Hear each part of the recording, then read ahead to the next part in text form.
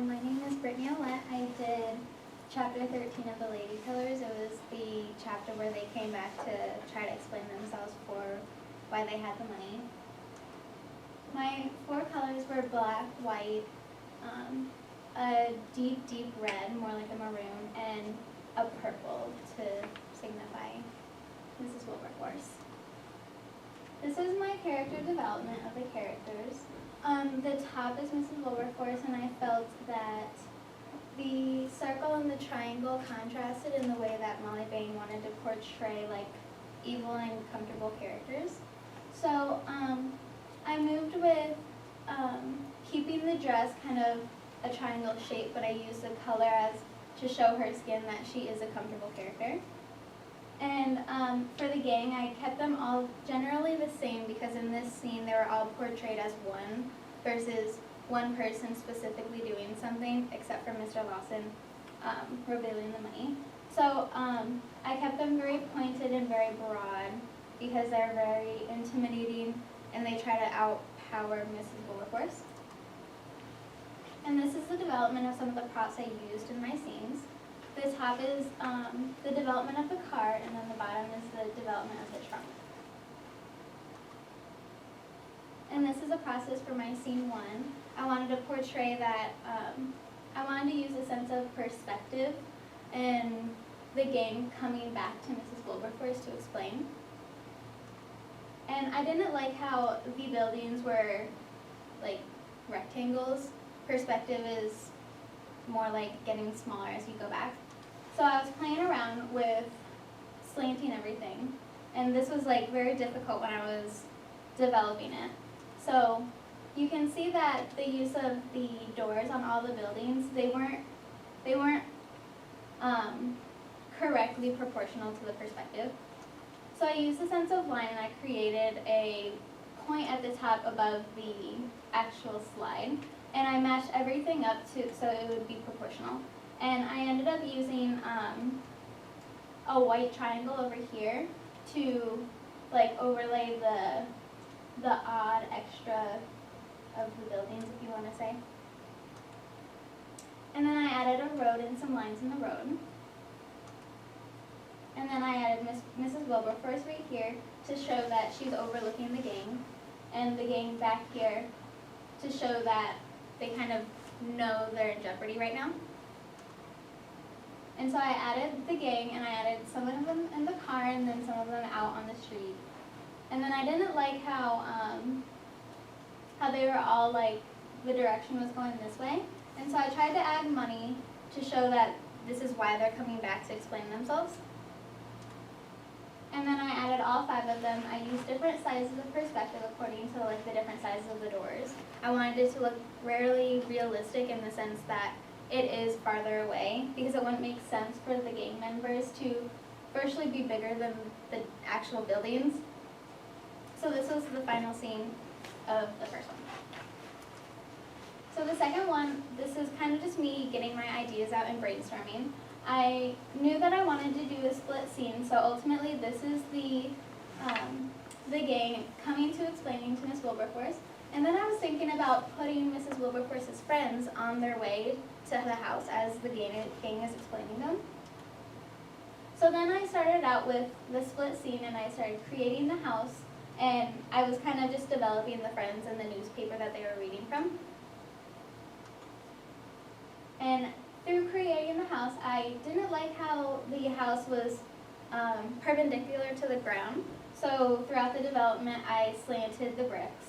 And I used the purple color of the house to match Mrs. Wilberforce to show that there was relation. And I added some stairs, and then over here, the split scene, it showed her friend coming to the house and also the slanted house. And here is the gang coming to explain to Mrs. Wilberforce, and here's the money showing, and this is just more development on the split scene and then kind of playing around with the characters on the other side because, again, I kind of wanted to add a sense of perspective, and I didn't like the size of their characters. So I created a black ground, because in the scene before there was a black road coming to the house. And then I changed the sizing a little bit, and I added the house over here, which didn't need as much detail as the house closer up, because further things away have less detail. So then I added the purple ground to show that the setting in which it took place holds a lot of loyal members of the society, and that kind of tied along with Mrs. Wilberforce, showing that she is loyal, and purple is kind of, I feel it's more of an honest color than a deep red. And I added some detail to the newspaper, and I added the money that was coming out of the case onto the newspaper to relate it back, and it's kind of a sense of foreshadowing happening within the scenes. And here's the money coming from the house, showing that she's coming. It's kind of just like you can see the scenes happening before the characters can. And so that was the final scene of the second slide. And then the third, this is when Mrs. Wilberforce is learning that it was the gang that stole the money. So while I was brainstorming, they're kind of like looking down at Mrs. Wilberforce, like I was trying to portray the emotion like, oh no, we're in trouble. So I created a little bit more perspective, and I used the use of the stairs to show that as they're going up the stairs, they're kind of hiding in a sense, because they're kind of afraid of the unknown right now of what Mrs. Wilberforce will do. And then I started adding some eyes before, because I didn't have any eyes because they weren't as scared before. But now I added the pupils of the eyes, and I also added the eyes to be purple because they're ultimately like Mrs. Wilberforce is their goal, or their target, I should say. And so throughout, I used the different sizing of the characters, and then I added the trunk of money and the different eyes to show that he's looking at the trunk, and they're all worried about Mrs. Wilberforce, one eye at her in.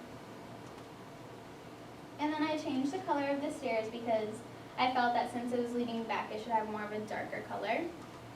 And so I added a window because I felt like there was a little too much open space up here, and then I added her friend and Mrs. Wilberforce right here reading the newspaper, and this is the final scene of the third slide. And so my final scenes all together were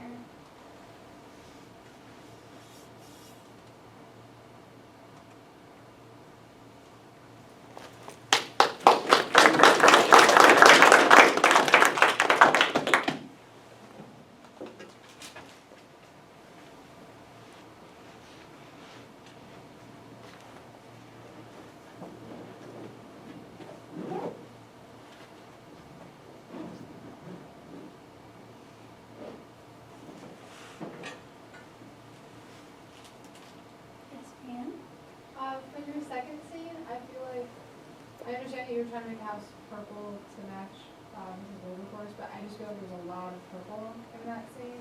Mm-hmm. And I don't know, I'm kind of distracted away from Mrs. Wilberforce and just kind of blends in with everything. How would you recommend changing the problem of blending in? Maybe change the color of the house. Like, you could probably leave the door as purple, but like the door also blends in with our house right now, so yeah, probably change the color of the house. Any other suggestions on that point? Yeah, Sam? Maybe, I mean, I don't know if I'd like it or not, but if you were going to change it, you could do just like reversal of color on the house, like purple lines, and then a black house, and purple window, and I don't know how you do like the shadow, maybe keep that black. So. Any other suggestion on that? One possibility is to suggest a brick wall with just a few purple bricks.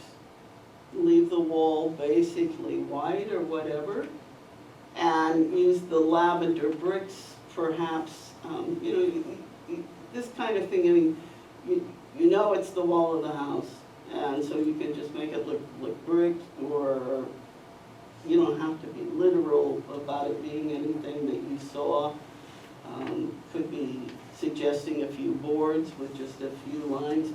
It might be a few lines that are a thin black line and a broader purple line or something, so that you set off the fact that you've got a solid surface there, but not have that dominant lavender color over all of it. And then that allows, as Rhiannon suggested, that you can see her better. And I think that is really the issue with that side. I think that wall is too dominant.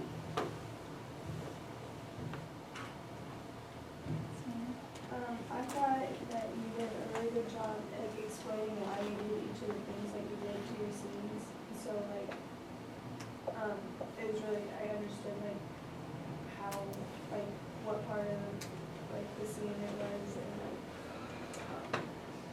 you did a good job like re-envisioning like with in the second scene, with her friend going to the house. I thought you did a good job really thinking about like your chapter.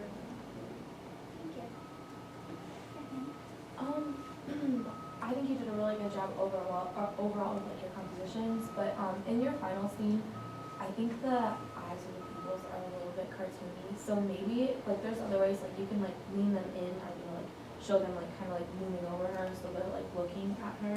And especially since you didn't really have, well I guess you did have eyes in the other ones, but just something. I really like the continuity of the money trails throughout the scenes.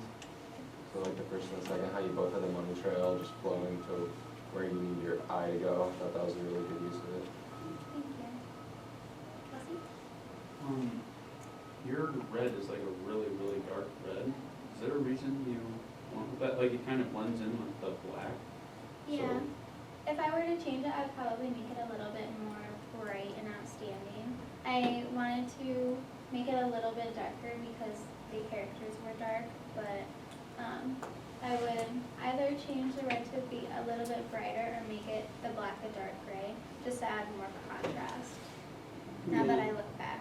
I think particularly where they're in front of the stairs and you Yeah. kind of lose some of the value down there at the street level in the split screen version too.